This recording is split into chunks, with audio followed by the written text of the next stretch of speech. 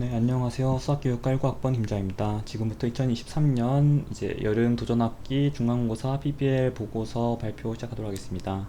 간단하게 목차를 소개시켜 드리자면은 배운 개념들, 그다음에 4주 동안 인상 깊거나 깨달은 점들, 의미 있었다고 생각하는 활동, 참여한 부분과 느낀 점, 개인 성찰, 동료 평가, 참여한 활동들, 중간고사 과제, 프로젝트 제안서, 보고서 후에 마무리 글까지 해서 진행해 보도록 하겠습니다.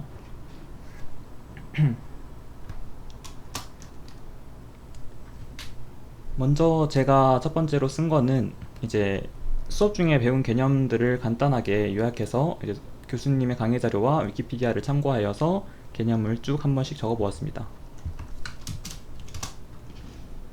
그리고 이런 식으로 간단하게 정리를 해보았고, 선형대 수학은 다 했는데 파트 2에는 이제 중간에 1차 변수 함수에 대한 거는 다변수 함수가 이제 대체해준다 해서 놓진 않았습니다.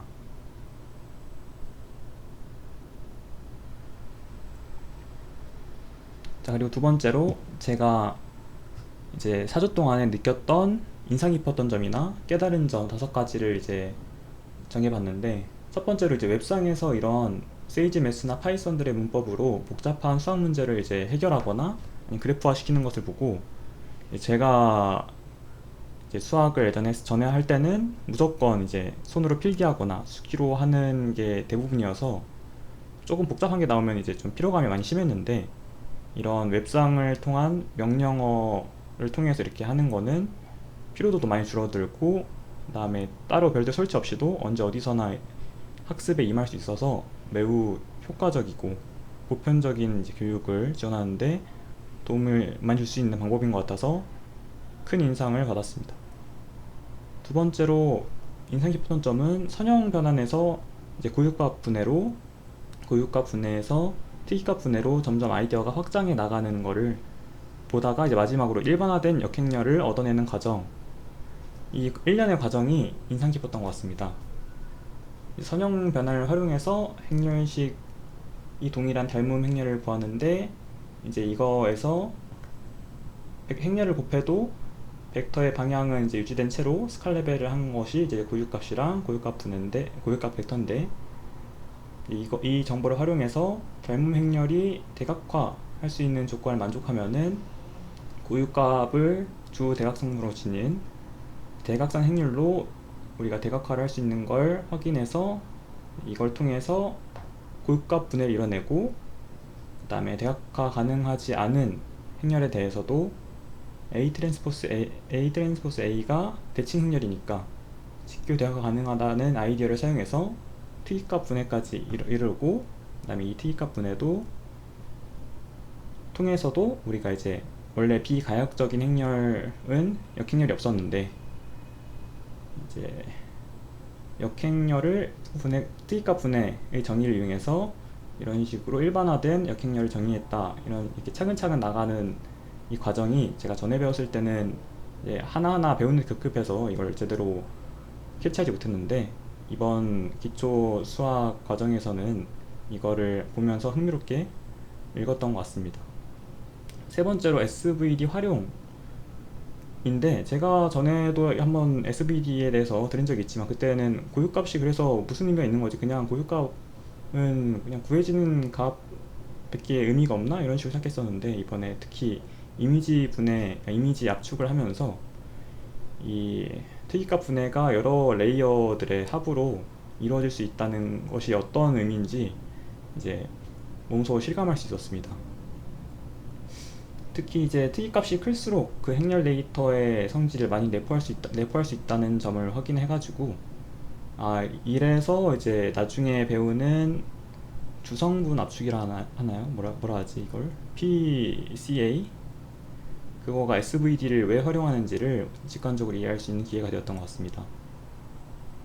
그리고 네 번째로 2차 형식의 부호 같은 경우에는 제가 그냥 2차 형식의 부호는 그냥 부호 정의했으니까 그렇게 나온 거 아닌가 했는데, 나중에 프로젝트도 하면서 다시 한 번씩 쭉 보니까 다변수 함수 그레디언트에서 이제 이계도 그레디언트에 대해서 우리가 극대 극소랑 연결되어 가지고 아 내가 그냥 2차 형식 강의만 대충 보고 이게 무슨 의미가 있는지 했는데 이게 극대 극소 판장법이랑 이어지는 것을 보면서 아 이런 식으로 조금 확장이나 관련된 거를 같이 들으면서 서로 다시 이제 학습하면서 부족한 게 없는지 확인하고 이제 어떻게 쓰이는지 유용성을 파악하는 게 이제 학습에 있어서 도움이 되겠구나라는 생각을 하게 되었습니다.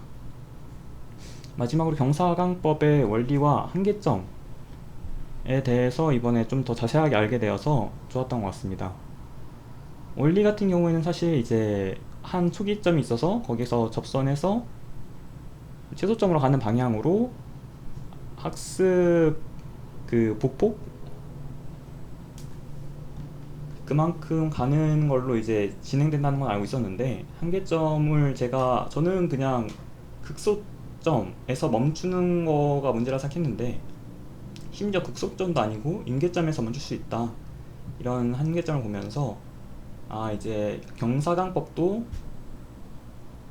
원리를 알고 왜 문제 생겼는지를 파악하는 게 매우 중요하겠구나.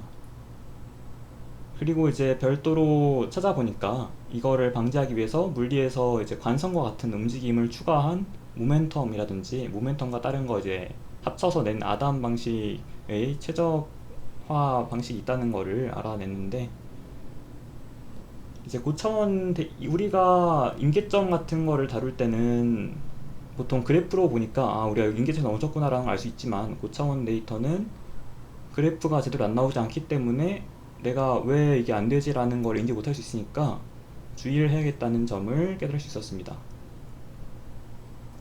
제가 생각하는 제가 했던 활동 중에서 의미 있는 활동은 아까도 말했듯이 SVD 이미지 압축 관련된 활동을 한번 제가 블로그를 찾아가지고 따라해 봤는데 이건 블로그에 나온 정보를 가져왔고요. 이제 인터넷에서 캘큘러스 교재 이미지에 대해서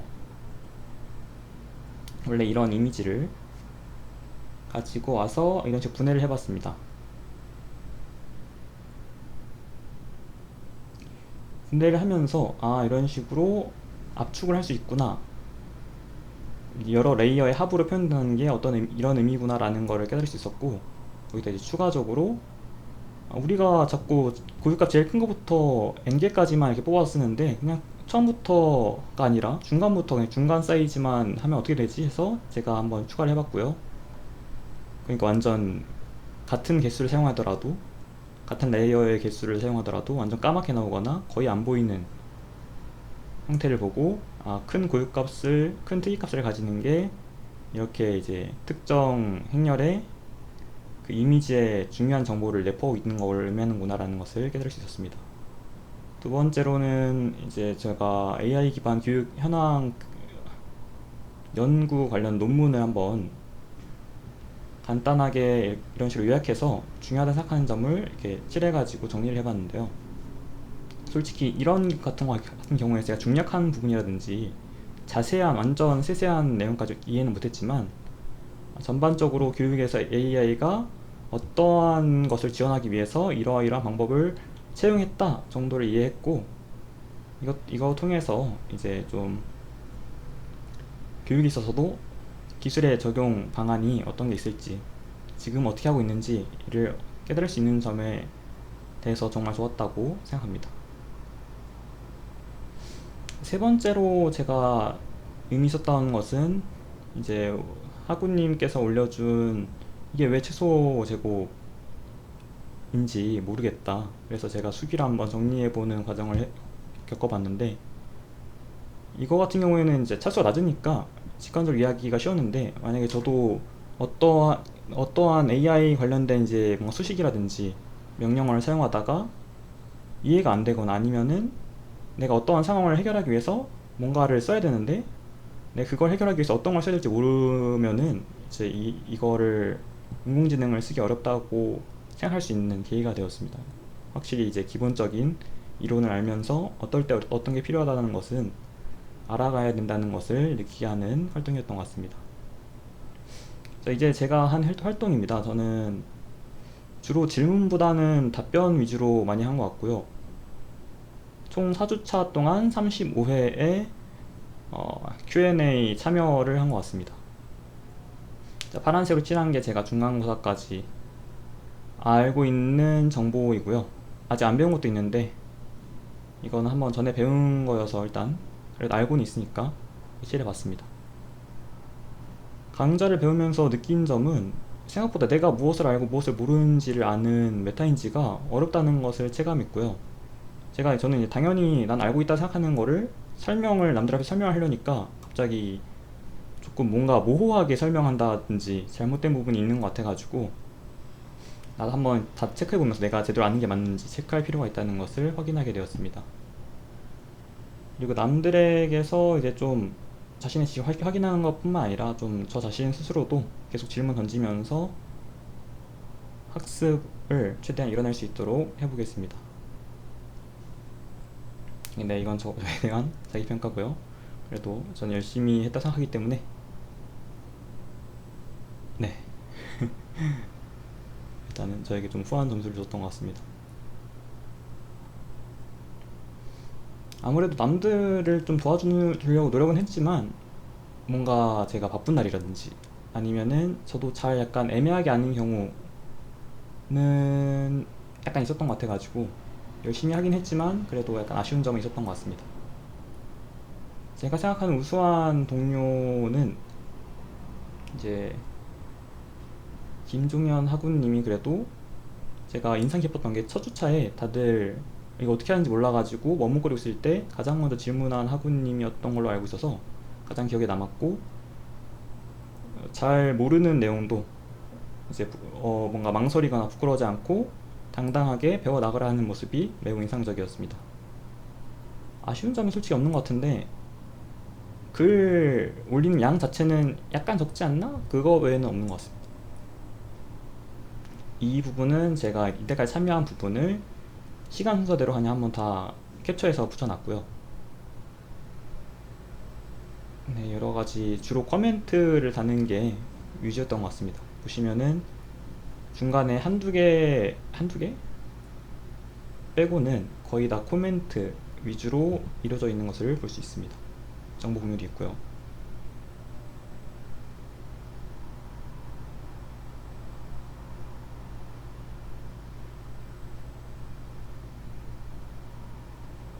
네, 여기까지가 제가 한 활동들이고, 보시면 33이라 되어 있는데 중간중간에 제가 쓴 글에 또 누군가 이제 여쭤봐 주셔가지고 거기에 대한 코멘트 또 한 두 가지 정도가 있어가지고, 그럼 이제 33 했다가 플러스 2 해서 아까 35 맞춰진 것을 확인할 수 있습니다. 자, 일단 중간고사 과제 1, 열린 문제 1부터 16번까지, 그 다음에 중간고사 과제 2, 1번부터 4번까지에 대한 저의 이제 좀 한 활동들에다가 제가 한 거 정리해서 한번 이렇게 붙였습니다. 자, 1번은 이제 학우분이 한 거 보면서 저도 이런 식으로 한번 써서 넣어봤고요. 2번도 해보았고, 3번도 이런 식으로 했고,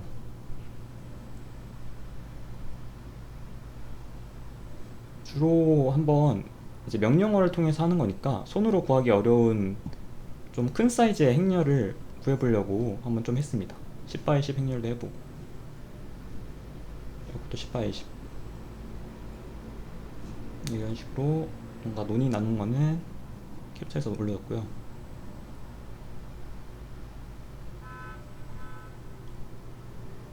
이런 식으로 일단은 모든 문제에 대해서 다 썼습니다. 자, 프로젝트 제안서입니다. 저는 이제 이걸 하면서 웹상에서 이제 좀 뭔가 묻고 답하는, 요즘 유행한 챗GPT랑 데이터 유사도를 활용해서 혼자서도 묻고 답하는 학습을 지원하는 이제 시스템이 있으면 좋겠다 라고 생각해서 이러한 제안을 하게 됐고요.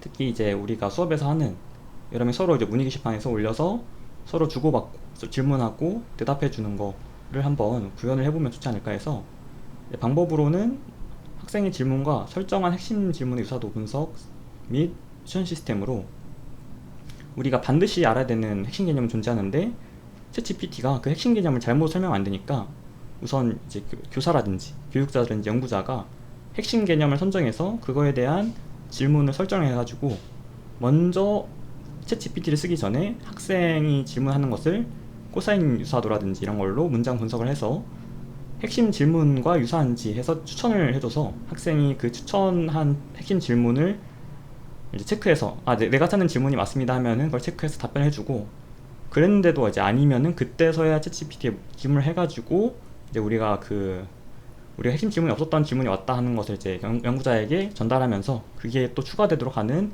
방식을 넣으면 되지 않겠느냐라고 생각해서 이렇게 한번 써봤습니다. 두 번째는 이제 학생이 나는 이거 배웠다라고 하는 부분에 대해서 정말 너가 그 개념을 아는 게 맞는지, 그리고 그 개념과 관련된 것을 또 알고 있는지를 이렇게 AI가 물어보는 것으로 학생의 학습의 확장이 일어날 수 있게 할 수 있지 않나 라는 생각을 해서 이제 관련 개념 질문 시스템을 한번 만들면 좋지 않겠느냐라고 해서 이렇게 적어봤습니다. 마지막으로 웹 API를 사용해서 크로스 플랫폼, 그러니까 핸드폰으로도 할 수 있고 노트북으로 할 수 있고 해가지고 언제 어디서든 스마트폰만 있으면, 한국에선 스마트폰 부급률이 95% 이상으로 알고 있는데 이런 방식으로 웹 방식으로 작동하는 AI, 챗GPT처럼 대화형 방식으로 웹만 들어가면 할 수 있게 만들면은 언제 어디서든 보편적인 학습이 이루어질 수 있게 지원할 수 있지 않겠느냐 해서 이렇게 넣어봤습니다. 자, 마지막으로 느낀 점입니다. 저는 이제 한 번씩 다 배운 내용을 보는데도 우리 뭔가 문의 활동을 하면서 제가 확실히 알고 있는 부분이 생각보다 그렇게 많지 않다는 사실을 알게 되었고, 또 이렇게 레포트를 쓰면서 다 한 번씩 개념을 훑어보고 검증하는 과정이 생각보다 시간과 노력이 많이 든다는 것을 깨달을 수 있었습니다.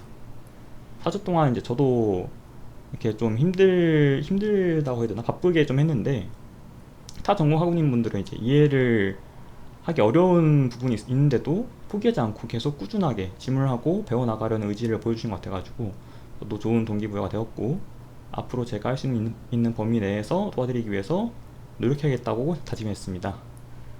특히 이번 보고서를 쓰면서 조금 너무 살짝 몰아치지 않았나 생각해서, 기말고사는 이제 좀 시스템에 적응을 했으니까 좀 평소에 꾸준하고 조금 더 깊게 활동해서 남은 4주 동안에는 더 열심히 참여하고 학습해서 성장을 이뤄내도록 하겠습니다. 여기까지 제 발표입니다. 감사합니다.